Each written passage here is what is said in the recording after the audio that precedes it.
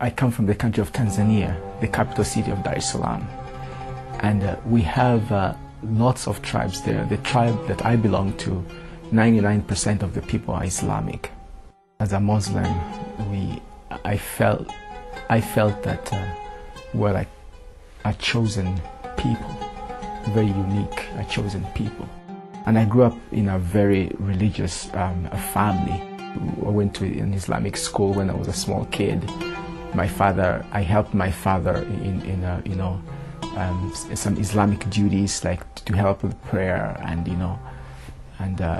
things that needed to be done in the mosque.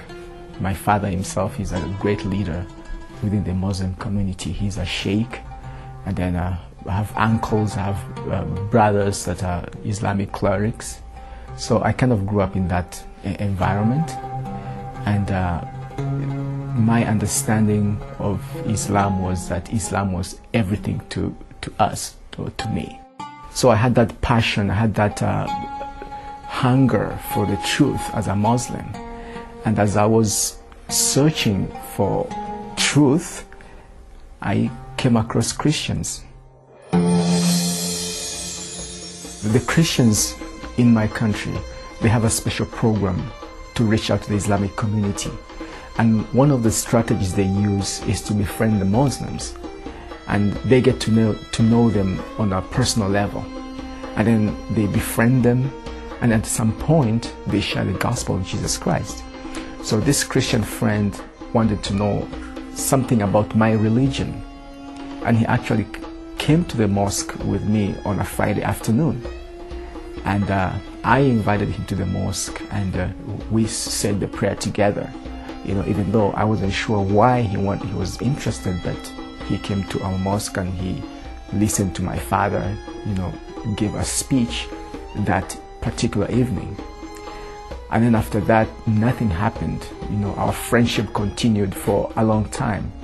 And after a couple months, he invited me to church. He said, "Would you like to come and join us?" And based on our friendship and my curiosity about other religions and my passion to know the truth, I accepted. I said, "Sure, I will come." But deep inside my heart, I knew that I was just doing that because I wanted to know what's going on, but I wasn't going to change my religion. So we went to church, and it was a different experience for me because I've never been to church before. The message of the preacher that day was about God's covenant. And he said that, the God of the Bible is a God of covenants. He makes covenant with his people. You read throughout the Old Testament, the New Testament, he has made all kinds of covenants. And then this is interesting because he gave this example, and he said, for instance, you go to your neighbor's friend, your neighbor's house, and you decide to work for him. You sweep his house, you mop his floor, or you do anything good. Your neighbor will be very happy if you do something like that.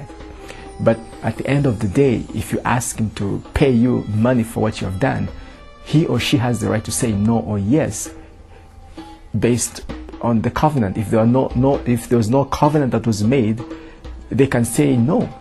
So in other words, your works are in vain. So he kind of related that to how important covenants are with God. And without that covenant, it doesn't matter what you do in life.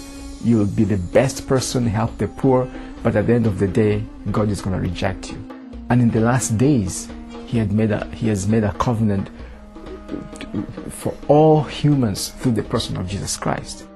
What struck me most is that I heard God explained in a way I've never heard before in my life.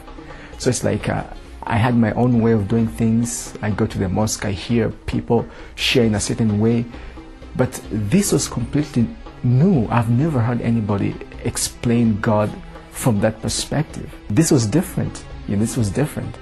And so I was curious, and that's why my friend came in. He was waiting for me to reach that point so that he can share with me the gospel.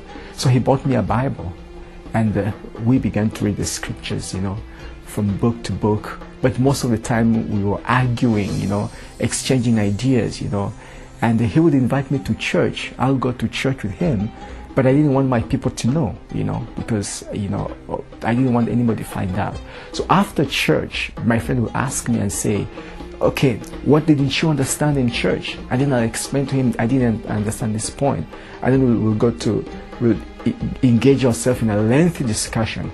And then it reached a point where, after 10 months, I slowly began to understand the mission of Jesus. Why Jesus and not any other person, And I can say that it was the work of the Spirit, because I didn't know everything, but that understanding of the mission of Jesus Christ began to sink in me, and I knew that I needed to know more about the Messiah.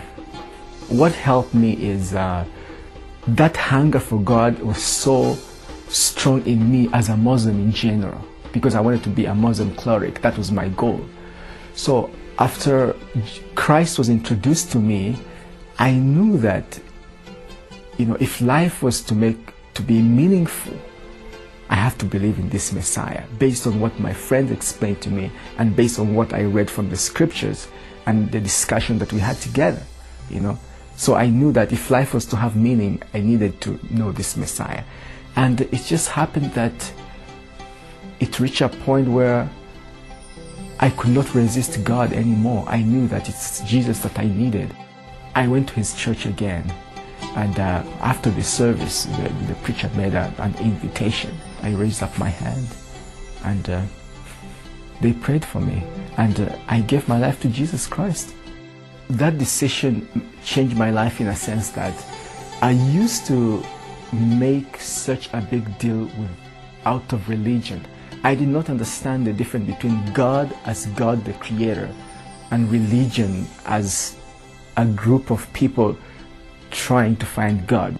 And before I was taught that God is so big and he's out there, and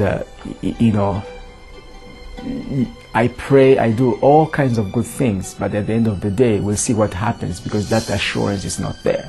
When I became a Christian, I felt connected with my Creator. I can pray to him, I can talk to him, the connection is there.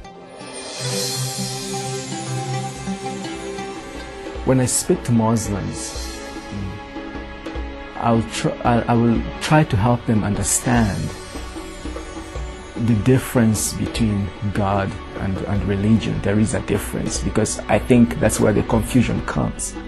Most of the times we talk about our religions, and we have all kinds of discussions that lead to nowhere.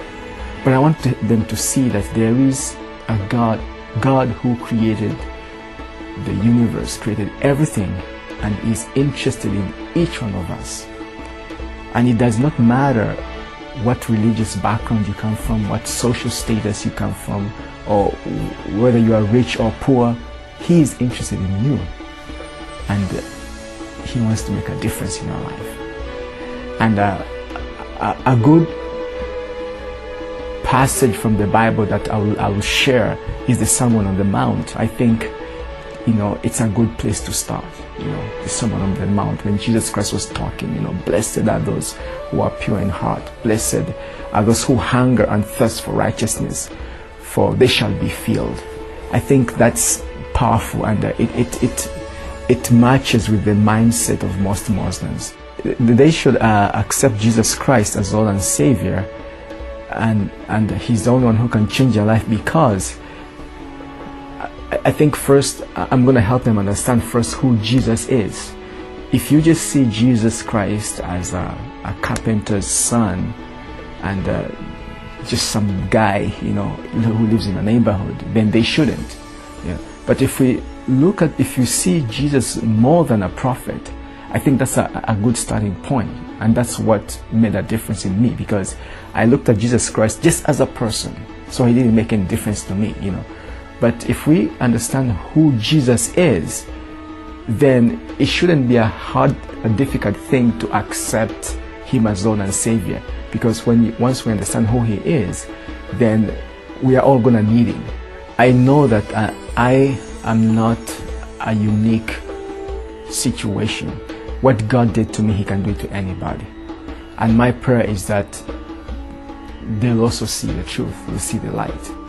And I know that is possible because, if I came out of, that background and He pulled me out, He can do it to anybody, and that's my prayer.